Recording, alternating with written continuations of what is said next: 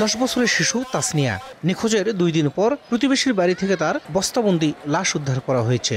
দোষীদের দ্রুত গ্রেফতারের দাবিতে মানববন্ধন করেছে এলাকাবাসী। আমাদের স্কুলের তাসনিয়া নামের একটা মেয়েকে নৃশংসভাবে হত্যা করা হয়েছে, আর আমরা সঠিক বিচার চাই। নৃশংসভাবে হত্যা করা হয়েছে, এর বিচার দাবিতে আমরা ফাঁসি চাই।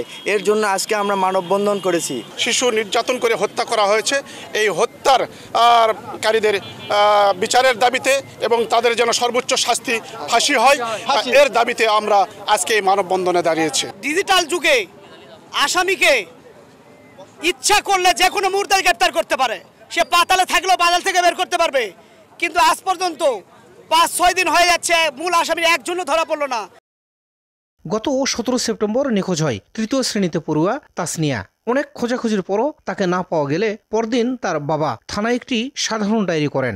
2 দিন পর অর্থাৎ 19 সেপ্টেম্বর সন্ধ্যায় একরামুল হক নামে ব্যক্তির বাড়িতে শিয়াল প্রবেশ করতে দেখে সন্দেহ করে এলাকাবাসী। পরে বাড়ির কাছে গেলে দুর্গন্ধ টের পায় এবং অনুসন্ধান চালিয়ে গোয়াল ঘরে থাকা বস্তাবন্দি তাসনিয়ার লাশ উদ্ধার করে। এ সময় বিক্ষুব্ধ গ্রামবাসী একরামুলের বাড়িতে ভাঙচুর চালায় এবং তার স্ত্রী হাবিবা ও গৃহকর্মীকে আটক করে। পরে পুলিশ ও সেনা সদস্যরা তাদের উদ্ধার করে থানা হেফাজতে নিয়ে যায়।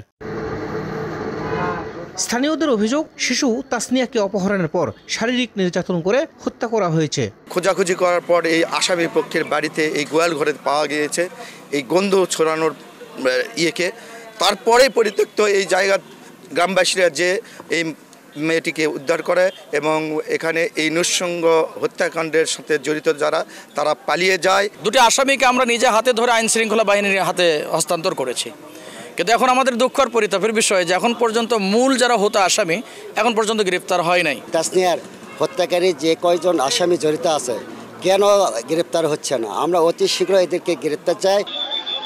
এদিকে পুলিশ জানায় হত্যাকাণ্ডের সঙ্গে জড়িত 2 নারীকে গ্রেফতার করা হয়েছে। ইতিমধ্যেই এক নারী আদালতে 164 ধারায় জবানবন্দিও দিয়েছেন।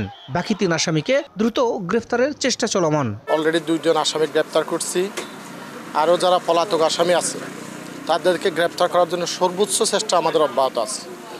আর মামলাটির সুষ্ঠু তদন্তের স্বার্থে যা যা করণীয় আমাদের ঊর্ধ্বতন কর্তৃপক্ষ সহ আমরা থানা পর্যায়ে যারা অফিসাররা আছি সর্বোচ্চ চেষ্টা চলতেছে। জড়িত আসামিদের মধ্যে আমরা 2 জনকে অ্যারেস্ট করেছি।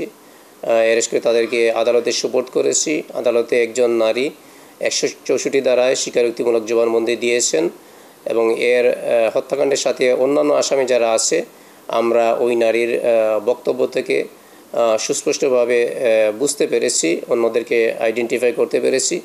আমরা শীঘ্রই তাদেরকে আইনের আওতায় নিয়ে আসব। তাসনিয়া জয়ফ্রাটের খেতলাল উপজেলার শালবন গ্রামের বাসিন্দা রাজমিস্ত্রি এরশাদুল হকের মেয়ে। শাহিদুল ইসলাম সবুজ, সময় সংবাদ, জয়পুরহাট।